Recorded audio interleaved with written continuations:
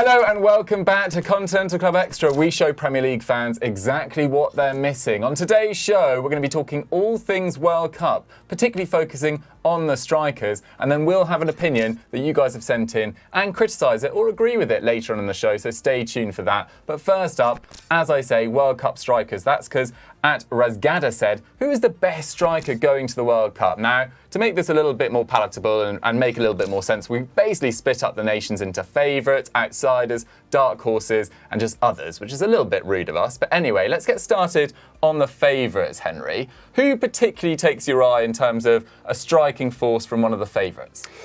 It is tempting to go for Brazil, but I actually am going to go for their bitter rivals, Argentina. Ooh. I really think I'm very excited by it. I think Messi obviously looks incredible this season, things he's doing for PSG as a creator and a goal scorer as well. Some of the goals he's been scoring are sort of peak Barcelona period in terms of his finishing and finding the kind of impossible spots and angles. But yeah, Dybala's had an excellent season as well so far. Back from injury as well. Exactly, back at the weekend, played 20 minutes in Roma's 1-1 draw. We speculate that he didn't take the penalty just to be fresh for the World Cup, but yeah, he looked really sharp, hit the crossbar, and that's just such a big win for Argentina as well, because it just gives them so many options. Julian Alvarez, I would love to see him playing week in, week out for a team at club level.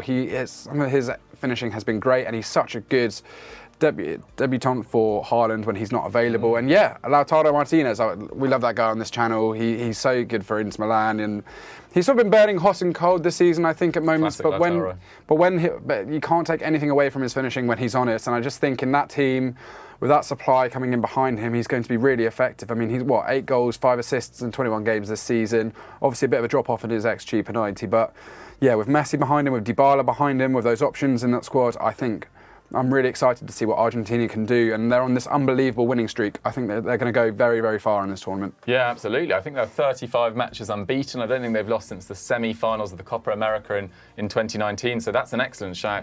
McCubs, who for you is taking your eye? I mean, yeah, Brazil are great. I think I want to give a shout out to France, though. I just think, okay, not necessarily players in the kind of form that Argentina have, but you know, Giroud, obviously an amazing scoring record for France, and then obviously Benzema and Mbappe. Obviously, it depends a lot on Benzema's fitness, I think, how big an impact he's going to have in this tournament. But Mbappe obviously burst onto became a real household name, didn't he? After the last World Cup, was brilliant there, has been, brilliant in tournaments for PSG, particularly in the Champions League knockouts. He's always been great. So I'm expecting a lot of this France forward line because I think there's other elements of that France squad which are a little bit up in the air, particularly the midfield where they don't really have a settled partnership. So yeah, I think Benzema, Giroud and Mbappe are going to have loads of work to do at this tournament. And so I think if France do well, it's going to be, I think we're going to expect, I'd expect to see some big returns from those three. Nice. I mean, if you were Deschamps, just quickly, how would you sort of line up that attack? To be honest, I think you'd probably want. I think you'd probably want Mbappe. I think you maybe do leave Giroud on the bench and maybe have a front two of Mbappe and Benzema. Mbappe playing off Benzema, just because otherwise you do want to maximise the wing potential. And unless you have Mbappe on the right, Benzema through the middle, I do think Giroud would be the bench option and then brought on for impact in the second half if needs be. But yeah, you have to have Benzema and Mbappe in that forward line. Maybe have Mbappe playing on the right or the left, and then have Ousmane Dembele on the right. Yeah, fair enough. It'll be interesting to see what happens with Griezmann this tournament as well, because Griezmann is really Deschamps' guy. I don't think he's missed. I don't think he's missed a tournament game since Euro 2012, which is an incredible record. I think he went over 50 consecutive appearances for France, so an absolutely insane record. As you say, Brazil will be a major threat, but I feel like they've been talked about a lot. So let's talk about some of the other favourites. Germany, Henry, not the strongest looking squad in terms of number 9s. Obviously, they've got goals from other areas in terms of Gnabry and Sane, though. Yeah, absolutely, I agree with you. I don't think, if we look at sort of Adeyemi, Moukoko and Füllkrug, I don't think these guys, Füllkrug's not hugely tested at international level, is he? Even though he's having a great season, 10 and 16. Adeyemi, just 2 goals in 18 games. And Moukoko, who I'm really excited to see at this World Cup. He turns 18 on the day of the opening tournament, opening match. That's nuts, isn't it? The youngest guy at the World Cup, actually. 6 and 22 this year. He's been pretty lethal every time he's been given minutes for this Dortmund side. Really had to step up this year, and sort of the absence of some of the other strikers. So yeah, I'm excited to see what he can do. Although I just think that probably, as you said, Sane, Gnabry, Musiala in particular, even Thomas Müller, you can't hold him down. Certainly at an international tournament, that's really where the goals are going to be coming from for them. And I kind of feel like the same for Spain, really. If you look at that with Morata up front, I do like Morata, and I think he's a good, honest striker. 27 goals and 57 caps for Spain. That's pretty good going. It's pretty good going, actually. Ferran Torres as well. He's looked a lot happier in recent weeks, hasn't he, for Barcelona?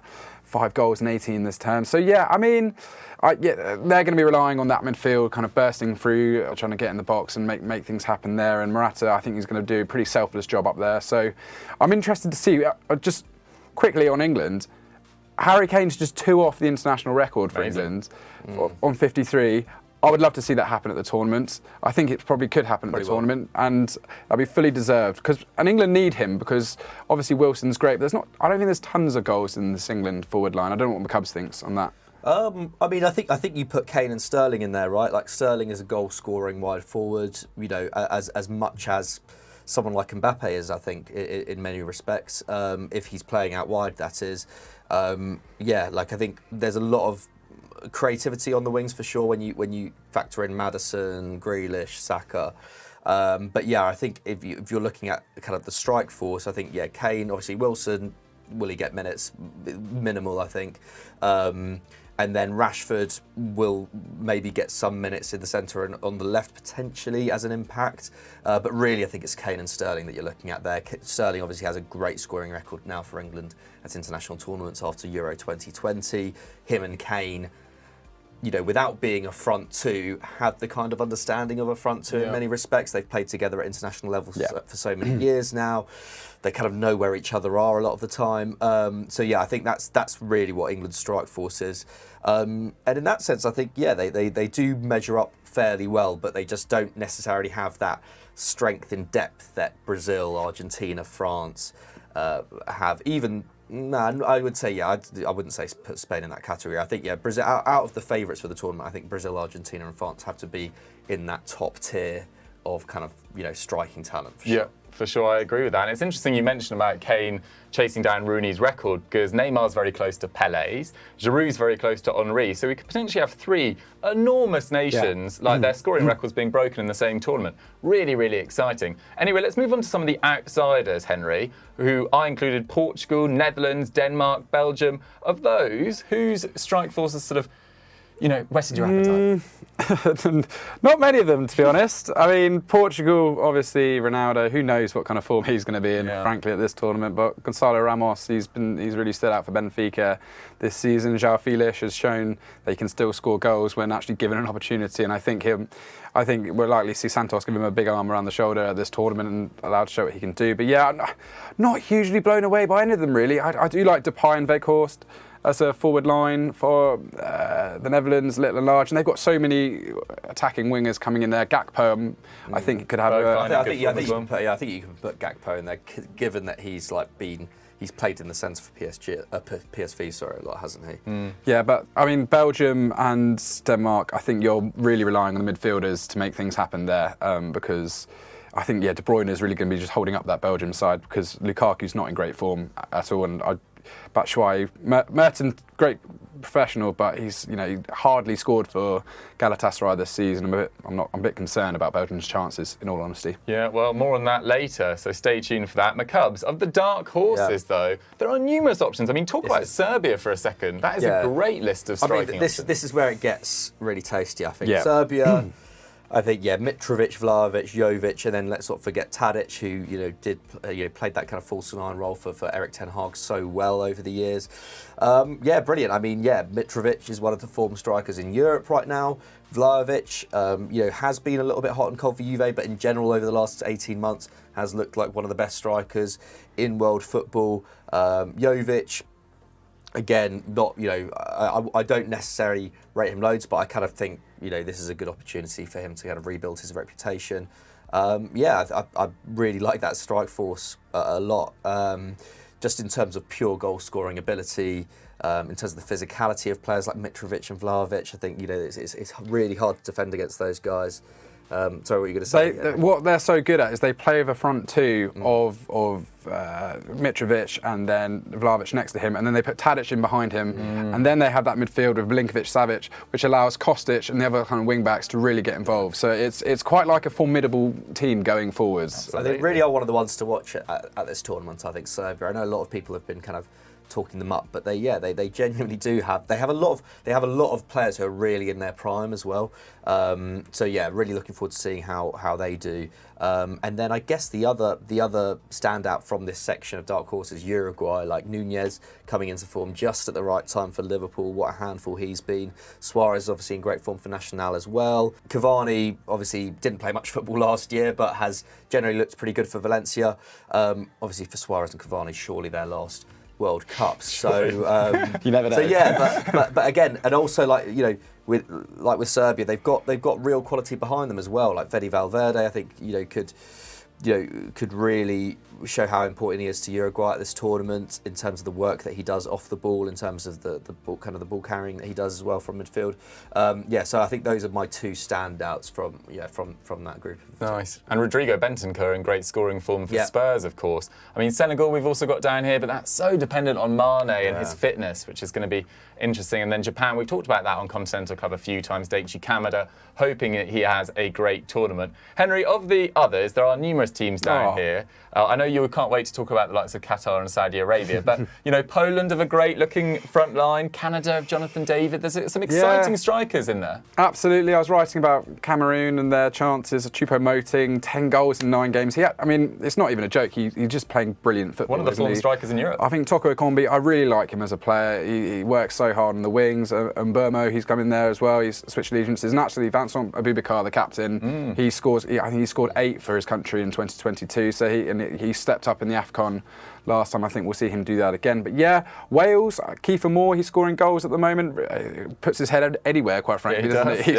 And Bale declaring he's 100% fit. I'm excited to see what that translates into. But yeah, I don't think you can look past Poland and that forward line as well. It's quite tricky to see how they fit them all in. But Lewandowski, Milik, who's I think been brilliant for Juventus this season, scoring at the weekend again. Piontek back in the goals for Salernitana after sort of a difficult few years.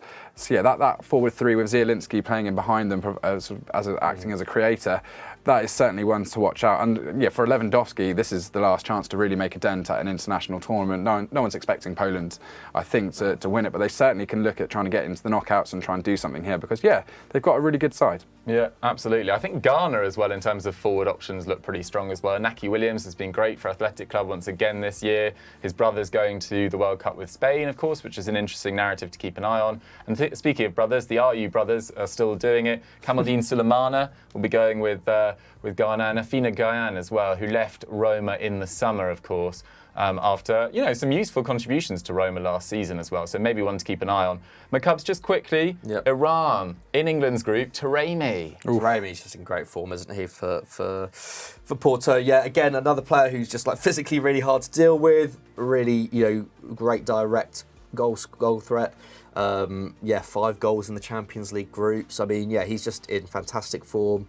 And then obviously has Azmoun as well, who has been has had injury problems for Bayer Leverkusen, but I think he's runs at about a goal every 2 games for Iran as well. So there are, I think England do need to be wary of those threats in the first game. It will be interesting to see how Southgate sets up the defence to deal with them.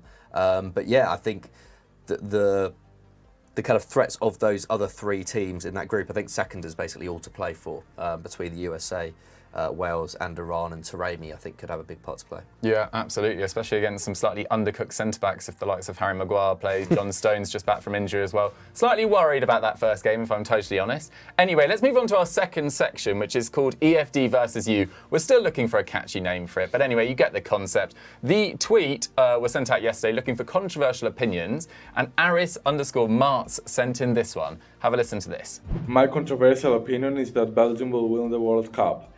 This is the last chance as their core players are getting older, so I think that they can get it over the line. If they do so, Hazard and De Bruyne will play a key role, so either one of them will be named player of the tournament. Right, there we have it. That was Aris's opinion, Henry. You weren't so sure, and you mentioned it earlier, that Belgium would have a good tournament. Why is that? Oh, well, their defence is aged in a significant way. If you look at Vertonghen and Alderweireld still going strong. Do have Wout though? Do have Wout, and he's actually been a lot better than a lot of people gave him credit for since he's gone to Leicester. And I hope Martinez gives him minutes, but yeah, I just think there's holes in that side. I think they're going to get broken through. He mentions Hazard there potentially being one of the players of the tournament.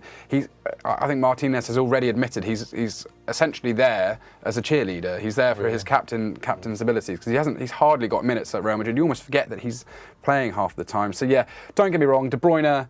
I think only Messi is running at a higher rate of goals and assists per 90 this season, and I do think it's criminal that he's not sort of in the running for more Ballon d'Ors, etc. He is the best, in my opinion, the best player in the Premier League, and so yeah, he's.